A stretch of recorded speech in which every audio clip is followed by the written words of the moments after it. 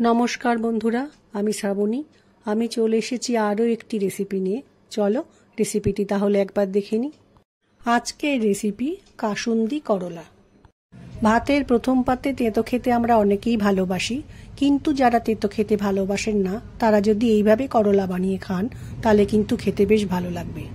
ভিডিওটি প্রথম থেকে শেষ পর্যন্ত দেখার এবং চ্যানেলটিকে সাবস্ক্রাইব করার অনুরোধ রইল। করলার তেতো স্বাদটা যাদের ভালো লাগে না তারা করলা কেটে নুন জলে কিছুটা সময় ভিজিয়ে রাখলে তেতোটা কিন্তু অনেকটা কমে যায়। আজকে রান্না বানানোর জন্য করলা নিয়েছি। করলাগুলোকে আমি একটু মোটা মোটা টুকরো করে কেটে নিয়েছি। তোমরা তোমাদের পছন্দ মতো সাইজে করলাগুলো কেটে নিতে পারো। করলা ভালো করে ধুয়ে নিয়েছি। এবার আমি রান্নাটা শুরু করব। রান্না করার জন্য একটা কড়াইয়ের মধ্যে কিছুটা সর্ষের তেল দিয়েছি। তেলটা গরম হয়ে গেছে।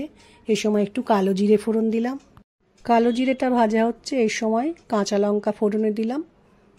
কাঁচা লঙ্কা একটু সময় ভালো করে ভেজে নিয়ে তেলের মধ্যে কয়েকটা কারি পাতা ফোড়নে দেব। এই কারি পাতা ফোড়ন দিয়ে রান্নাটা করলে তরকারি স্বাদটা খেতে বেশ ভালো লাগে। কারি পাতাগুলোকে একটু সময় ভালো করে ভেজে নেওয়ার পর কেটে রাখা করলাগুলো তেলের মধ্যে দিয়ে একটু সময় রান্নাটা করে নেব। করলা তেলের মধ্যে দেওয়ার পর কিছুটা সময় একটু ভালো করে ভাজতে হবে।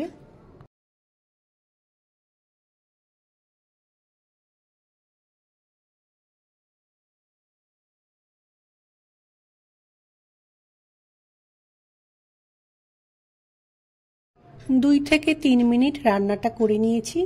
এবার আমি পরিমাণ মতো একটু নুন দিলাম, পরিমাণ মতো একটু হলুদ দিলাম। এরপর নুন ও হলুদ করলার সাথে খুব ভালো করে মিশিয়ে নেব।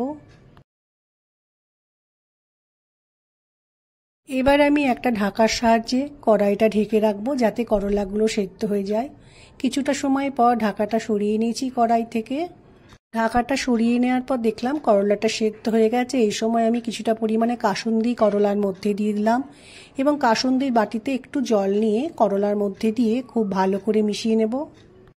রান্নার মধ্যে এবার আমি একটু লেবুর রস দিয়ে দেব, দিয়ে খুব ভালো করে মিশিয়ে নেব।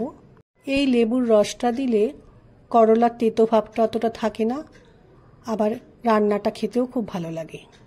লেবুর বদলে তোমরা এখানে অল্প পরিমাণে তেঁতুলের পাল্পও দিতে পারো। কত সহজে ভাতের প্রথম পাতে খাওয়ার একটা তেতো রেসিপি তৈরি হয়ে গেল। আশা রাখছি আজকের ভিডিওটা তোমাদের ভালো লেগে থাকবে। এবার রান্নাটাকে আমি কড়াই থেকে একটা পাত্রে পরিবেশন করে নিয়েছি। অনেক সময় বাচ্চারা তেতো খায় না, এইভাবে বানিয়ে দিলে আশা রাখছি তারা খেয়ে নেবে। আমার আজকের রেসিপি ভালো লাগলে লাইক, শেয়ার ও সাবস্ক্রাইব করো। ভিডিওটি দেখার জন্য ধন্যবাদ। ভিডিওটি আজ এখানেই শেষ করছি। ফিরে আসছি আরও একটি রেসিপি নিয়ে।